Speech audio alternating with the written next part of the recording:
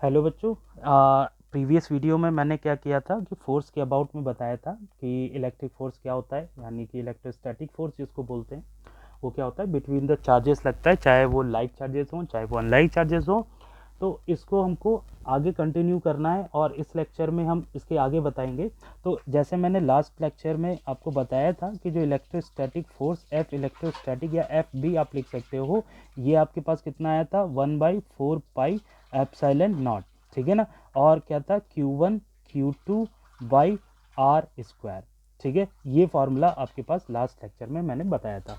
अब होता क्या है कि यहाँ पर अगर आपके पास थोड़ा सा मैं ध्यान दूँ तो यहाँ पर आपको दो केस समझाता हूँ।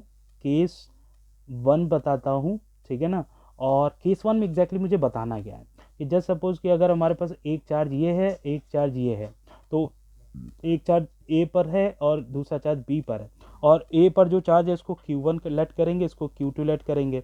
और इस केस में केस वन में हम करेंगे क्या कि ये दोनों चार्जेस को लाइक चार्जेस कंसीडर करेंगे, या तो ये दोनों पॉजिटिव होंगे या तो दोनों नेगेटिव होंगे। तो ये जो चार्जेस हैं ये कैसे होंगे, लाइक चार्ज, ठीक है ना।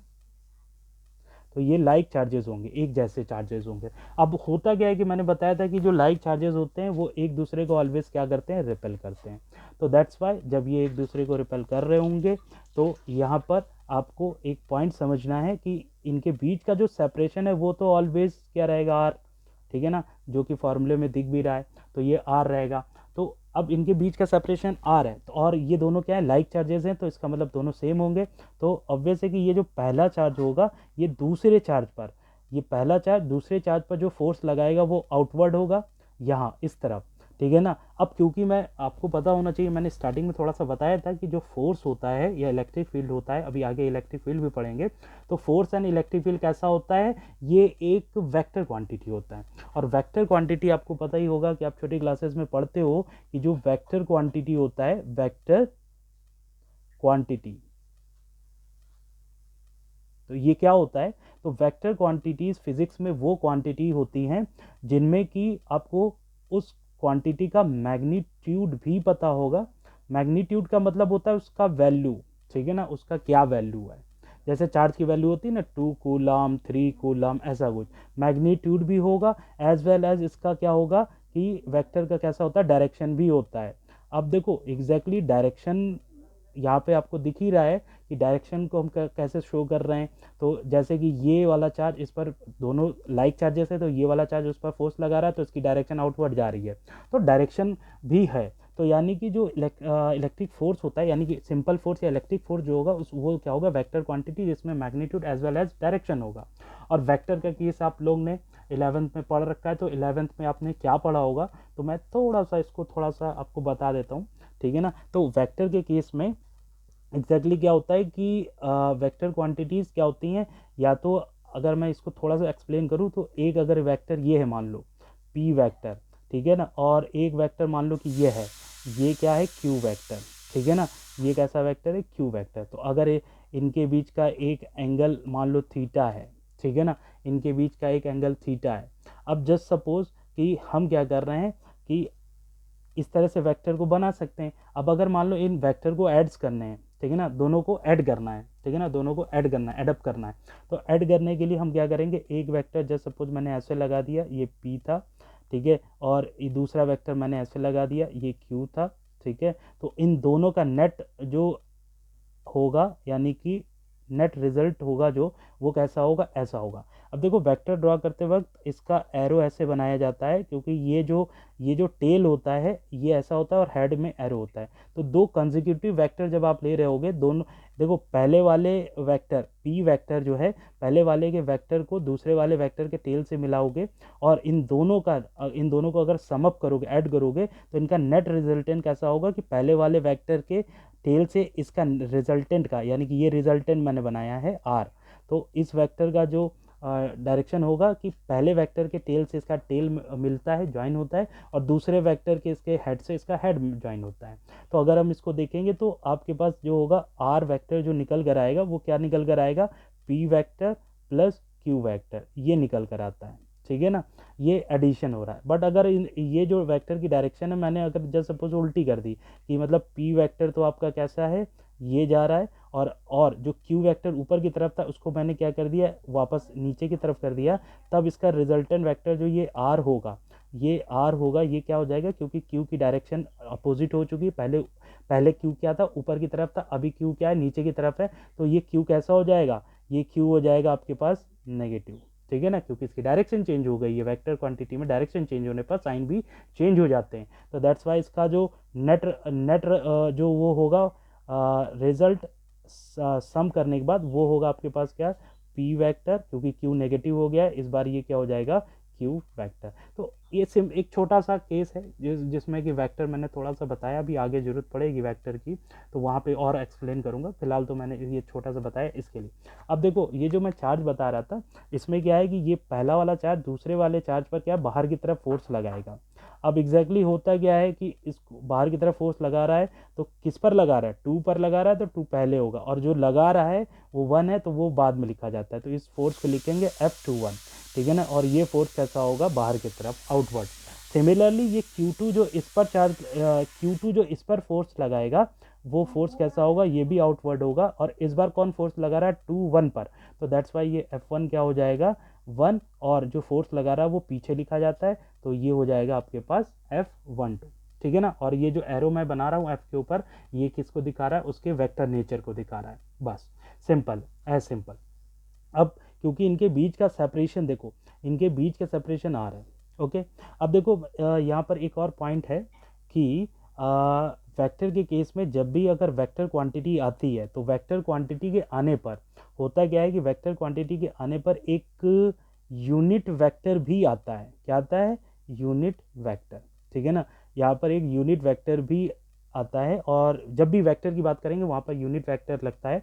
तो इस यूनिट वेक्टर को हम यहाँ पर कैसे दिखाएंगे, जस्ट सपोज कि अगर हमारे पास एक क्वांटिटी है ए, और इसके यूनिट वेक्टर को हम ऐसे दिखाते हैं ए कैप, ठीक है ना, ए कैप, ये वेक्टर क्वांटिटी होता है, तो आपके पास क्या है कि ये यूनिट वेक्टर को हम दिखाते हैं ए कैप, और इसकी जो वैल्यू होती है वो क्या होती है कि ए का वेक्टर और अपॉन में क्या होगा, मॉड्यूलस ऑफ ए वेक्टर, ठीक है ना, मॉड्यूलस ऑफ ए वेक्टर, तो ये होता है यूनिट वेक्टर।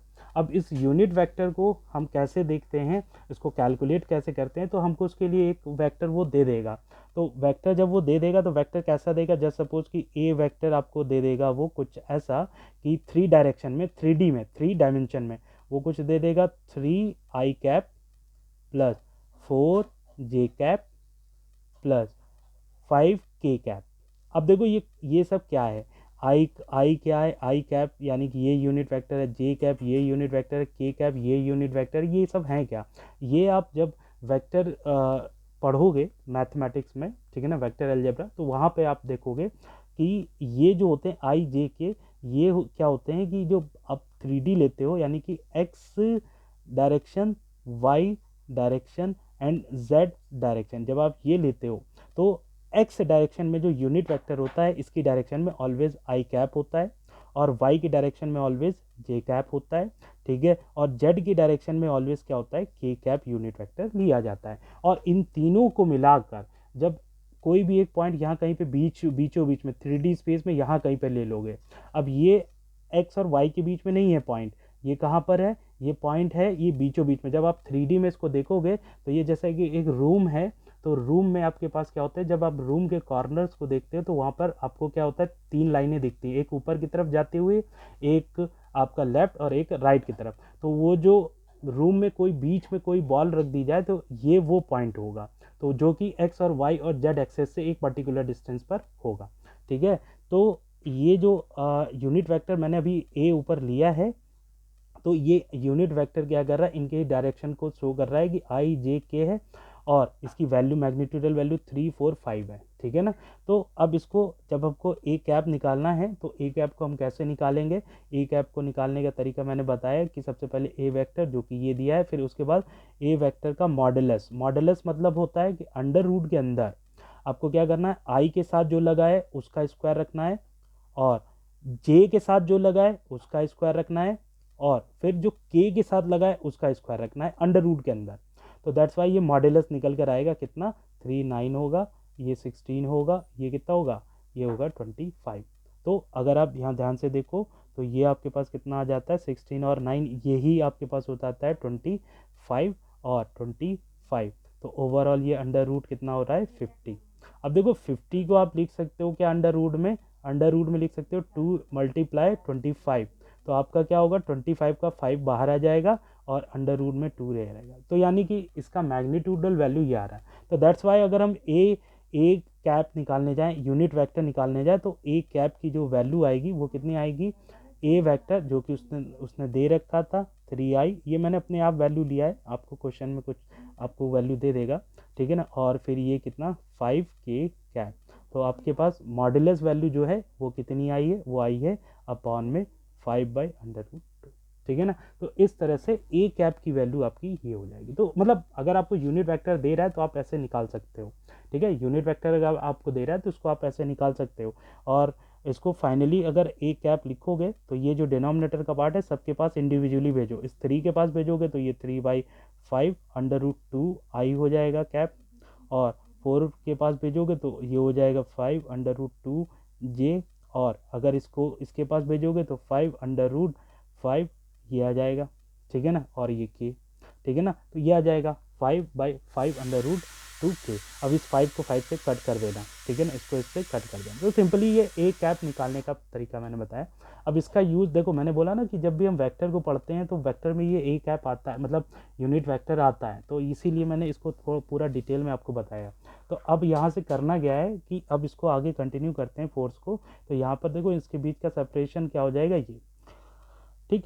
तो अब ये जो फोर्स मैं देख रहा हूँ, तो फोर्स की वैल्यू एग्जैक्टली होगी क्या, फोर्स की वैल्यू जैसे कि F12 की वैल्यू क्या हो जाएगी, देखिए फोर्सेस क्या हो जाएंगे इसके, फोर्सेस आर की जो F12 है, तो ये फोर्स कितना होगा, ये तो वही होगा 1/4πε0, और क्या होगा Q1 Q2/r², ये रहेगा, ठीक है ना। सेपरेशन वही है। अब आप चाहो तो इसके बीच का सेपरेशन को आप यहाँ 1-2 भी लिख सकते हो, ठीक है ना। आर के प्लेस पर आप इस आर को कुछ ऐसा भी लिख सकते हो, देखो इसको ऐसा भी लिख सकते हो, आर को लिख सकते हो R12, ठीक है ना, R12 ये मैग्नीट्यूडल वैल्यू होगी क्योंकि ये डिस्टेंस है ना, मैग्नीट्यूड होगा। और इसके रिगार्डिंग इनटू में देखो, जहाँ पे भी वेक्टर आता है तो हमेशा याद रखना ये पूरी वैल्यू के इनटू में क्या रहेगा, एक ये पूरा मैग्नीट्यूडल वैल्यू है तो इसके इनटू में हमेशा एक यूनिट वेक्टर रहेगा। तो यूनिट वेक्टर यहाँ पर क्या लिखोगे, R12 कैप। समझ में आया। तो ये वेक्टर नोटेशन मैं शो कर रहा हूँ फोर्स का, ये वेक्टर नोटेशन है, वेक्टर नोटेशन भी कई बार आ जाता है। तो ये F12 तो ये आ जाएगा, इसको मैं फर्स्ट लेट कर लेता हूँ। तो similarly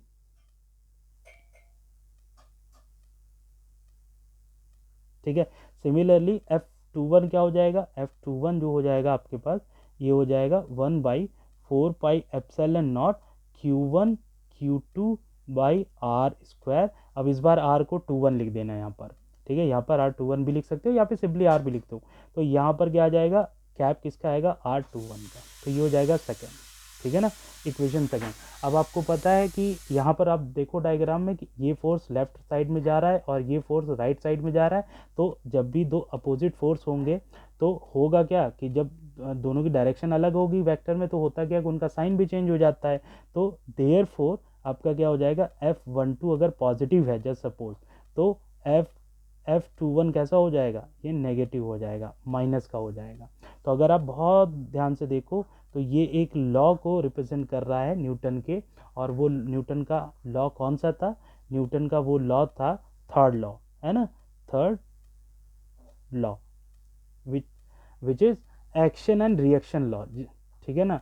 when we apply a force in the in right direction, then the body always exert a force in opposite direction, ठीक है ना। तो ये कॉन्सेप्ट जो होता है वो होता है आपका किसका, न्यूटन के थर्ड लॉ को। यानी कि अगर आप किसी बॉडी पर एक फोर्स लगा रहे हो तो वो भी उस आप पर एक फोर्स लगाएगा, आप उसको आगे की तरफ फोर्स दे रहे हो तो वो आपको पीछे की तरफ फोर्स देगा, ठीक है ना। तो ये उसी चीज़ को दिखाता है कि ये जो नेगेटिव है ये बैक डायरेक्शन में है फोर्स लग रहा है, और जो ये वाला फोर्स है पॉजिटिव है तो ये आगे की तरफ लग रहा है। तो देखो यहाँ से फोर्स का कॉन्सेप्ट आ जाता है न्यूटन का कि ये इस तरह से ये एक दूसरे के अपोजिट होते हैं। देखो ये केस 1 केस 2 जो मैं समझा रहा था, केस 1 केस 2 का कॉन्सेप्ट क्या है, चाहे केस 1 हो चाहे केस 2 हो, दोनों में कॉन्सेप्ट एक ही रहेगा, मतलब एक नहीं, मतलब कैसा कॉन्सेप्ट रहेगा उसका सिमिलरिटी रहेगा। कैसा सिमिलरिटी रहेगा कि जैसे केस 1 में मैंने जो समझाया मैं यहीं पे बता देता हूँ केस 2 के अंदर में ही। केस 1 में मैंने जो बताया उसमें जो देखोगे कि दोनों लाइक चार्जेस थे, तो अगर ये लाइक चार्जेस हैं तो इन दोनों का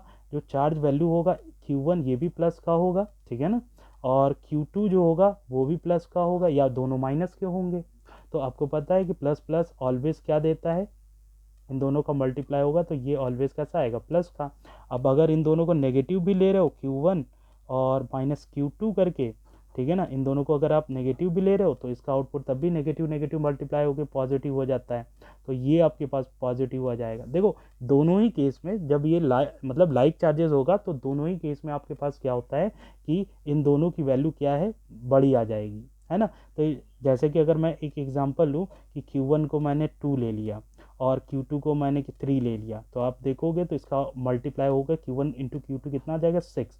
तो आपको दिख रहा है कि ये वैल्यू इनकी इंडिविजुअल वैल्यू मतलब अलग अलग वैल्यू से ज़्यादा ही बड़ा है ना। 6 जो है बड़ा है 2 से भी, एंड 6 जो है बड़ा है 3 से भी। और इस ये नोटेशन क्या देता है, ये नोटेशन देता है क्या, ये नोटेशन देता है से ये नोटेशन देता है आपको कि जो Q1 Q2 होगा ऑलवेज ग्रेटर देन 0 आएगा। ये कंडीशन याद रखिएगा, ठीक है, कि Q1 Q2 का मल्टीप्लिकेशन जब लाइक चार्जेस होंगे तो ऑलवेज क्या होगा, ग्रेटर देन 0 होगा, ठीक है। सिमिलरली अगर हम दूसरा कॉन्सेप्ट देखें यहाँ पर, तो दूसरे कॉन्सेप्ट में क्या होगा कि ये दोनों अनलाइक चार्जेस होंगे। अनलाइक का मतलब अगर एक नेगेटिव है तो दूसरा कैसा होगा, पॉजिटिव होगा, और इन दोनों को जैसे ही मल्टीप्लाई आप करोगे तो ये कैसा हो जाएगा कि ये हो जाएगा हमारे पास माइनस का Q1 Q2। समझ में है। यहाँ पर ये जरूरी नहीं कि Q1 ही ऑलवेज नेगेटिव हो, दोनों में से कोई भी नेगेटिव हो सकता है और कोई एक पॉजिटिव होना चाहिए। तो यहाँ पे कॉन्सेप्ट ये बनता है कि अगर आप -2 ले रहे हो और मल्टीप्लाई कर रहे हो +3 वाले से, तो यहाँ पर आपके पास -6 आ जाएगा। तो अगर आप ध्यान से देखो कि जो टोटल आउटपुट आएगा ये इंडिविजुअल आउटपुट से छोटा रहेगा, है ना, दिख रहा है इंडिविजुअल आउटपुट, यानी कि इन दोनों से ही कैसा रहेगा, छोटा रहेगा ऑलवेज, ठीक है। तो ये हमेशा क्या रहेगा, छोटा। और इससे हमको ये पता चलता है कि जो दोनों चार्जेस होंगे Q1 एंड Q2 इसकी वैल्यू ऑलवेज लेस देन 0 आएगी। लेस देन 0 तभी तो देखो नेगेटिव आ रहा है ना, तो लेस देन 0 आएगी। इस पर बेस्ड क्वेश्चन भी पेपर में आपसे काफ़ी पूछता है इस कॉन्सेप्ट पर बेस्ड, तो ये आपके पास टोटल हो जाता है, ठीक है। अब यहाँ पर एक और पॉइंट आता है इसके रिगार्डिंग, जिसको बोल फोर्स के लिए मैं बात कर रहा हूँ। देखो फोर्स की यूनिट मुझे बताने की जरूरत नहीं, यूनिट आपको पता ही है, न्यूटन होता है ऑलवेज, ठीक है ना, न्यूटन होता है फोर्स का यूनिट, वो मुझे बताने की ज़रूरत नहीं है। बट यहाँ पर मैं क्या कर रहा हूँ कि एक नेक्स्ट पॉइंट बता रहा हूँ फोर्स से रिलेटेड, जिसको बोलते हैं हम क्या, कि super position. Super position of forces, ठीक है, सुपर पोजिशन ऑफ फोर्सेस, ठीक है।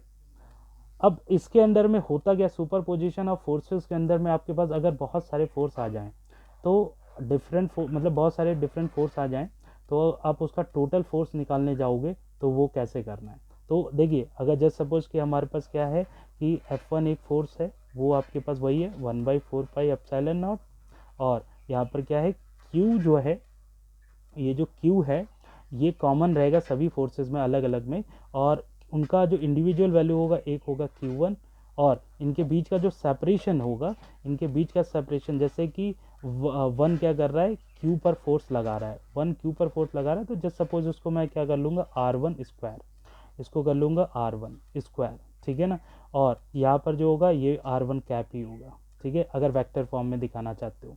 इसी तरह से F2 जो होगा ये हो जाएगा 1/4πε0, ठीक है ना, और ये हो जाएगा दूसरा फोर्स हो जाएगा Q और Q2, और ये हो जाएगा R2 स्क्वायर, और यहाँ पे हो जाएगा R2 कैप, जो अभी मैंने ऊपर बताया। देखो यहाँ पर जो ये जो Q होगा, ये सारे जितने भी फोर्सेज हैं F1 F2 F3 ऐसे ही Fn तक ले लेंगे, तो वहाँ पर ये क्या होगा, Q कॉमन होगा। बट इसको दिखाओगे कैसे, कि कुछ ऐसे दिखाना है, जस्ट सपोज कि अगर मेरे पास ये Q चार्ज है, ठीक है ना, ये Q चार्ज है, और इसी के अबाउट में मान लो कि ये x डायरेक्शन थी, ये y डायरेक्शन है, ये ऊपर वाली z है, मान लो ये x हो गया, ये y हो गया, ये z हो गया मान लो। और Q यहाँ कहीं पे ओरिजिन पे रखा है। अब इसको हम क्या करेंगे, इसको हम रेफरेंस की तरह लेंगे और इसी चार्ज के रिगार्डिंग हम बहुत सारे चार्जेस लेंगे, Q1, Q2, Q3, है ना। तो ऐसे ही चार्जेस लेंगे और ऐसे ही हम बहुत सारे चार्ज Qn तक ले सकते हैं। तो जब हम इनको लेंगे तो इस वाले चार्ज के रिगार्डिंग ही लेंगे, इस चार्ज के अकॉर्डिंग ही हमको लेना है। और अगर हम इस चार्ज के अकॉर्डिंग लेंगे तो इनसे सेपरेशन, जैसे ये वाले का R1 हो जाएगा, ठीक है, और ये दूसरे वाले का R2 हो जाएगा। तो ऐसे ही जितना सेपरेशन लेंगे सब ऐसे ही होगा, तीसरे वाले का R3 और Rn वाले का कितना, N वाले का Rn हो जाएगा। तो वो चीज़ ये है, ठीक है ना। तो हम क्या कर रहे हैं, इन फोर्स को दिखा रहे हैं। तो नेट फोर्स जो निकालोगे तो एफ नेट जो निकल कर आएगा वो ऑलवेज क्या होगा, इन सबको देखो, इन सबको जब ऐड करेंगे हम तो हमारे पास एक चीज़ कॉमन होगी, 1/4πε0 कॉमन होगा, ठीक है। और साथ में हमारे पास क्या कॉमन होगा, Q भी कॉमन होगा, दिख ही रहा है सबसे। तो अंदर क्या बचेगा, अंदर ये वाले पहले वाले फोर्स पर बचेगा Q1/R1 स्क्वायर इंटू R1 का कैप, और यहाँ पर बचेगा Q2/R2 स्क्वायर और कितना R2 का कैप। और सिमिलरली n तक अगर हम ले रहे हैं तो यहाँ बचेगा Qn/Rn स्क्वायर और Rn का कैप। ये इस तरह से बचेगा टोटल फोर्स। अब आप इसको इन शॉर्ट क्या लिख सकते हैं, एफ नेट को लिख सकते हो वन, देखो इसको हम लिख सकते हैं Q/4πε0, ठीक है।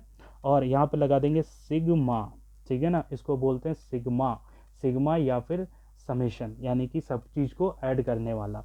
तो इसकी वैल्यू देखो क्या होगी, इसकी वैल्यू यहाँ पर आई की वैल्यू 1 से लेकर कहाँ तक होगी, n तक होगी। आई की वैल्यू हमको 1 से n तक लेनी है। तो इसीलिए यहाँ पर क्या हो जाएगा, ये वाला पॉइंट हो जाएगा QI, है ना, और RI, और यहाँ पे इनटू में क्या होगा RI कैप, ठीक है ना। ये जो आई मैं लिख रहा हूँ, जब मैं इसको ओपन करूँगा, एक्सपांड करूँगा, तो एक्सपांड करने पर आई की जगह पहले 1 फिर 2 प्लस करके 1 2 करके करेंगे तो ये पूरा वापस से हमको ऑब्टेन हो जाएगा। तो ये जो मैंने बताया टोटल जो नेट फोर्स है वो क्या है, इसी को बोलते हैं सुपर पोजिशन ऑफ फोर्सेस, ठीक है। तो आई होप ये चीज़ आपको समझ में आई होगी, ठीक है ना। तो इस वीडियो को यहीं तक करते हैं और इसके आगे का कॉन्सेप्ट मैं नेक्स्ट वीडियो में आपको बताऊँगा।